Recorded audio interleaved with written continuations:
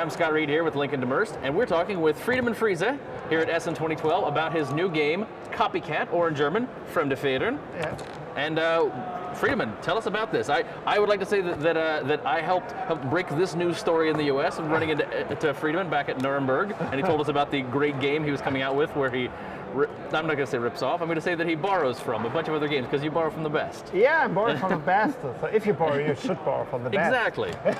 Well, it does not make sense to not borrow from the best. So, okay, it is a worker placement deck building game. We do have, surprisingly, a set of 10 cards in the start for our deck building, which is 7 money cards and 3 victory point cards. Maybe you remember some game using that mixture. That doesn't sound familiar. So you shuffle these cards and draw 5 cards. Ooh, yeah. So each turn you have the 5 cards, and then you have the workers here. The workers you can place on these spaces. You have fixed 10 spaces. Some kind of places for 4 players. With 2 players you don't have them. And each round, surprisingly, maybe you know Agricola, 1 new card comes in. Ooh.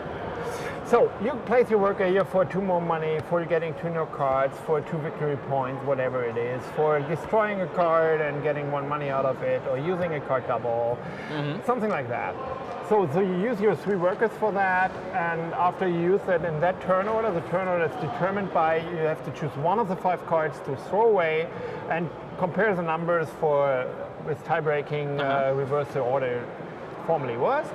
And then you can buy the cards for the prices down there. And this is the toilet paper stuff, which is not very good. There are some curses. Yeah. Is this your driving license? Is this your high school degree? There's some kind of diploma in there, something you don't need. So this is the part, this is Agricola. Yeah. This is obviously Dominion. This is obviously Through the Ages. Here's the extra money you have to pay for the cards, and this is shifted down from the pile you turn over. So these three games are absolutely in the game. I asked all the 3 authors and companies if I can use their stuff, and they agreed that I can do it. So I just asked them, and I think it's a good way to do so if you use somebody else's intellectual property. Yeah. And so you place your stuff there and buy this. These red cards are cursed in that way. If you buy a card here, you get all cards, red cards left of it. Yeah. So if you buy this card, no problem here. Yeah. And the same thing in Through the Ages. At the end of the round, depending on the number of players, some cards go out and the new can come in. It is a race for victory points, so you have these victory point markers here from 0 to 95. Yeah, because 95 is in Germany, it starts with an F, so it's 95 points you have to reach. It's kind of a racing game, because I'm personally not a guy of the liking these, this game ends and everybody counts victory points. I like these tough victory points as a race game. So the difference between Dominion and this game is the victory points is counted each round you have it. Difference to Agricola is if you get extra workers with this card, you have it for 1 round. Difference to Agricola because the extra workers are family members then, and the difference to Through the Ages is only in the end of the round the cards are shifted down and not every time. This is it.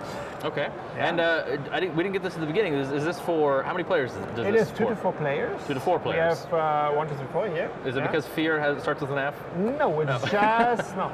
It is just, as you might think, I see a lot of people playing Dominion and say, oh, I only play Dominion with 2 players because I dislike it to play it with 3 or 4 players. Yeah. Agricola, a lot of people say, okay, I can play it with 2 or 3 players, 5 is too much. Yeah? And Through the Ages, I see a lot of people saying, oh yeah, this is just, for me, it's a 2 players game, maybe 3. And I copied all these games.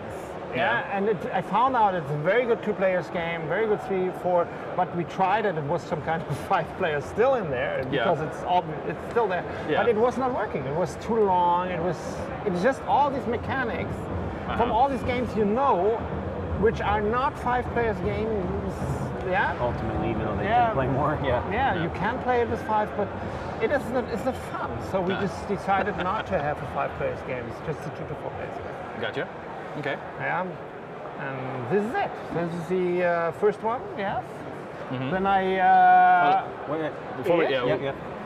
I do like the art for the box cover, though. Yeah. Okay. Yeah. This is a very very striking likeness of a handsome man. Yeah. That is that I would probably vote for that guy.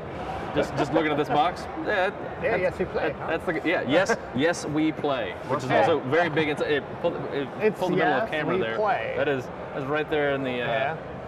right there in the box. Yes, We we pay. pay or play. Pay or Yeah. play. You pay to play. That's what you do. I heard about it that the politics in your country are depending on a lot of money, and in our country not. Of course not. Yeah, and we have of course maybe in the end you can buy some kind of doctor title Yeah. stuff in here, and we don't have it in our politics because the theme of the being politics in this game was very obvious. Yeah, Yeah. It is just copycat, and it is just showing off with somebody else's work. And I don't know where my idea of politics came from. I don't know.